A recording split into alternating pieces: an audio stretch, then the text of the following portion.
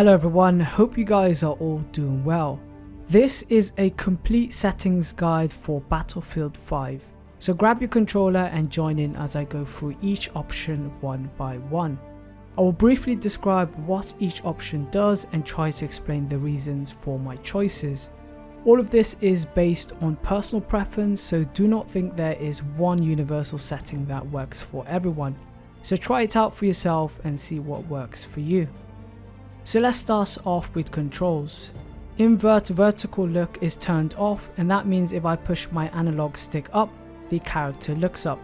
Turn it on and the character will look down instead. The soldier stick sensitivity is the hipfire sensitivity.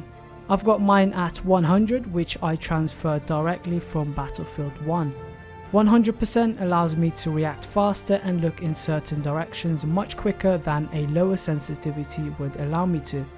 If you're going to increase your sensitivity, then I would recommend changing your existing sensitivity in small increments. 5% every 20 hours or so until you reach your desired sensitivity is probably the best way to do it without hurting your performance. That's the way I did it for Battlefield 1, so give it a try and take your time. The soldier aim sensitivity is the sensitivity when you're aiming down sight. I've got mine at 100 to complement my hipfire sensitivity. It's a lot easier to master one sensitivity compared to having two completely different sensitivities. Muscle memory can be built faster and easier this way, so considering matching both aim and zoom sensitivity to benefit in the long run. Soldier sprint is on toggle, so I just press down instead of holding it. Double tap forward to sprint is turned off. Steady scope is on hold, and I'll explain exactly why in a minute. Vehicle aim sensitivity is at 100% to keep my soldier and vehicle sensitivity all the same. Vehicle weapon zoom is on hold and invert vertical flight turned off. Moving on to control schemes. I've only got one controller bind on my standard PS4 controller, but if you have a scuff or a custom controller, then try using as many as you can. The controller bind that I use and I would highly recommend is binding the steady scope and zoom to L2.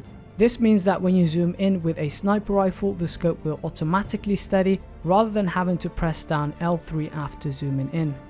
It essentially removes the task of steadying your scope and technically increases your accuracy. This prevents you from forgetting to steady your scope, and as a result you will have a better chance of hitting your targets. Stick aiming acceleration is the amount of acceleration you'll receive when you push the analog stick to its maximum. It can benefit low sensitivity players who constantly max out their analog stick and need a sensitivity boost, but in general it does more harm than good if you have an above average sensitivity. I prefer to have no extra acceleration and keep one consistent sensitivity for muscle memory. Uniform soldier aiming is designed to make all sensitivities feel the same when aiming down sight. I've got mine turned on so all my magnifications feel the same. You can however manually set up the sensitivity for each magnification down below to get a true and accurate 1:1 ratio.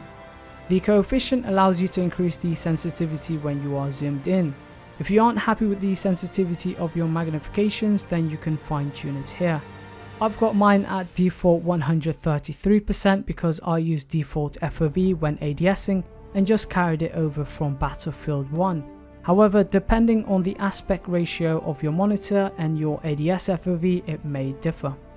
Vehicle aim relative control allows you to move the vehicle in the direction you push the analog stick, no matter what direction your turret is facing. Mine is turned on, but I don't use vehicles much, so I'm no expert.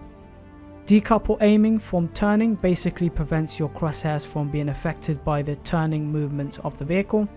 I've got mine turned off for the driver so that I can use movement to aim, but it's turned off when I'm a passenger so the movement of the vehicle doesn't interfere with my aim when I'm driving. I have vibrations turned off. Vibrations tend to interfere with your aiming, and as a bonus you'll save yourself some extra battery life. The center dead zone is the amount of push that is required to make your character move. The lower the dead zone, the more responsive the controller stick is. I wouldn't recommend everyone else to do the same, so see what works for you.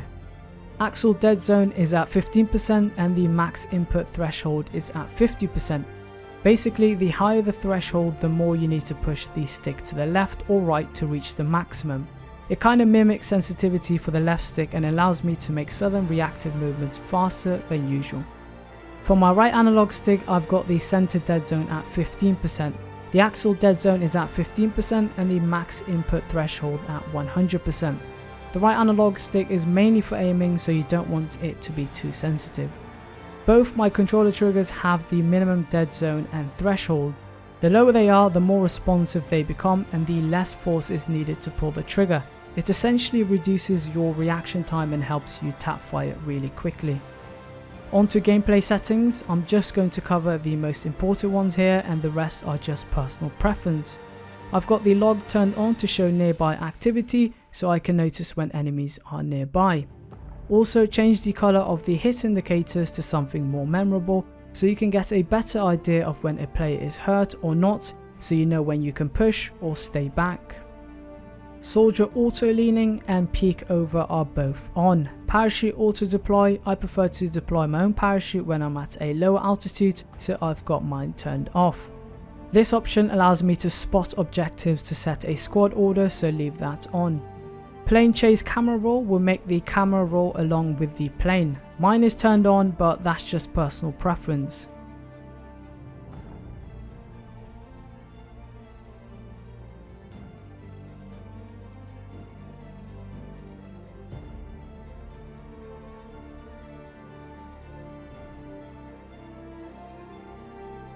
Aim assist auto rotation basically makes your reticle snap onto targets when you're ADSing.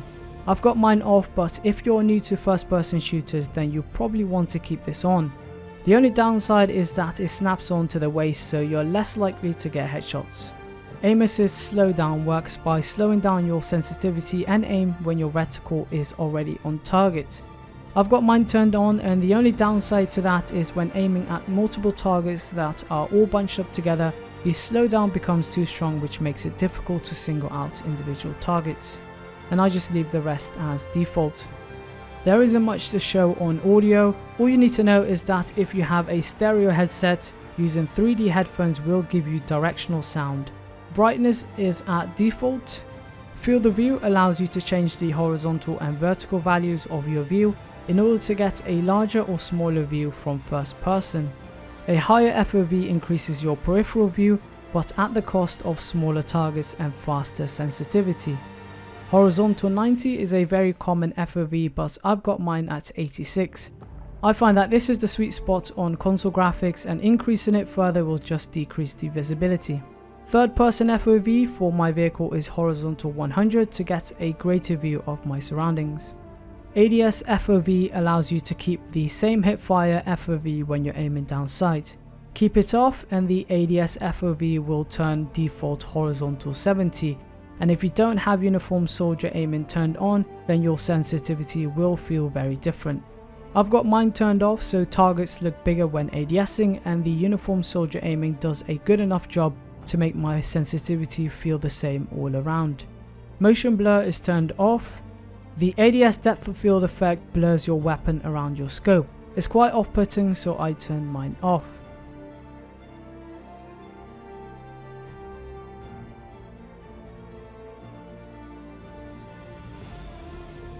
Customize the controller settings if you're colorblind or prefer brighter colors, and then all the cinematic effects are turned off.